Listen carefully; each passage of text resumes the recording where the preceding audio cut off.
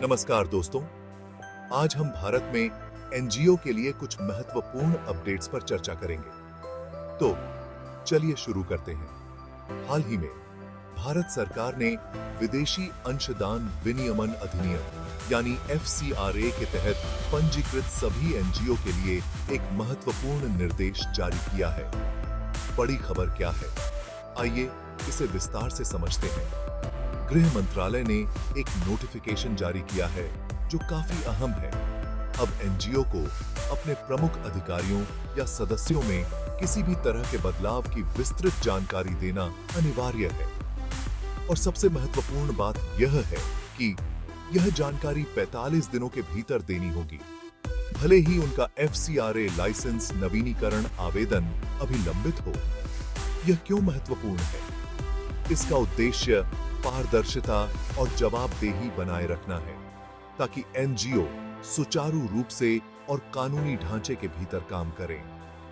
यह कदम न केवल सरकार को इन संगठनों की गतिविधियों पर नजर रखने में मदद करता है, बल्कि जनता और अंतर्राष्ट्रीय दानदाताओं के बीच विश्वास भी पैदा करता है।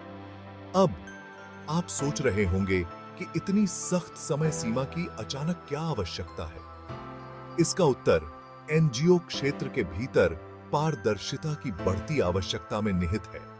जहां एक ओर एनजीओ सामाजिक मुद्दों को हल करने और विकास में योगदान देने में महत्वपूर्ण भूमिका निभाते हैं, वहीं उल्लंघन के कुछ कथित मामले भी सामने आए हैं, जिन्होंने चिंताएं बढ़ा दी हैं।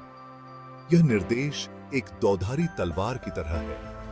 एक ओर यह एनजीओ के लिए अपने कार्यों की समीक्षा करने और यह सुनिश्चित करने का एक अच्छा अवसर है कि वे नियमों का पालन कर रहे हैं। वहीं दूसरी ओर यह प्रशासनिक जिम्मेदारी की एक परत जोड़ता है। लेकिन अगर आप सब कुछ सही कर रहे हैं, तो आपको चिंता करने की कोई बात नहीं है, है ना?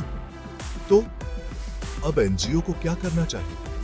सबसे पहले सुनिश्चित करें कि आपके सभी रिकॉर्ड अप टू डेट हैं।